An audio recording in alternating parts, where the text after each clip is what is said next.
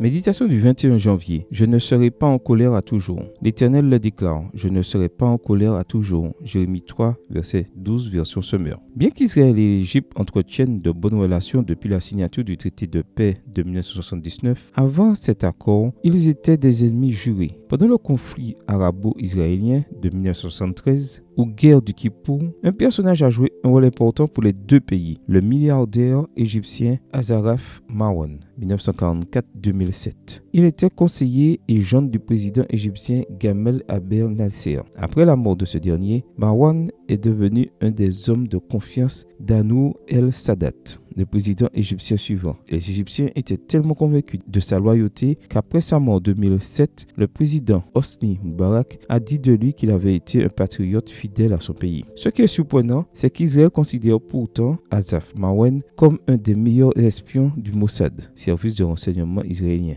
Dans son livre The Angel, The Egyptian Spy Who Served Israel, l'ange, l'espion égyptien qui a sauvé Israël, Uri Bar Joseph affirme qu'en tant qu'agent du Mossad, Marwan aurait partagé des informations clés concernant les plans de guerre de l'Égypte contre Israël et que ces informations auraient sauvé la vie de milliers d'Israéliens. Azaraf Marwan a évidemment réussi à s'entendre avec l'Égypte et Israël car il a été déclaré héros national dans les deux pays. Quelqu'un suppose-t-il qu'on puisse être dans la vie spirituelle comme Azaraf Marwan et considère-t-il la possibilité d'être à la fois en accord avec Dieu et avec Satan? Mais Jésus a dit: nul ne peut servir deux maîtres. Matthieu 6, verset 24. Essayer de vivre une double vie spirituelle est une grossière folie puisque tout flirt avec Satan nous disqualifie devant Dieu. Jacques l'a formulé ainsi: celui donc qui veut être ami du monde se rend ennemi de Dieu. Jacques 4, verset 4. Au temps du prophète Jérémie, lorsque la nation de Juda s'était alliée aux dieux païens et avait fait semblant de continuer à servir Dieu, le Seigneur lui avait dit: reviens,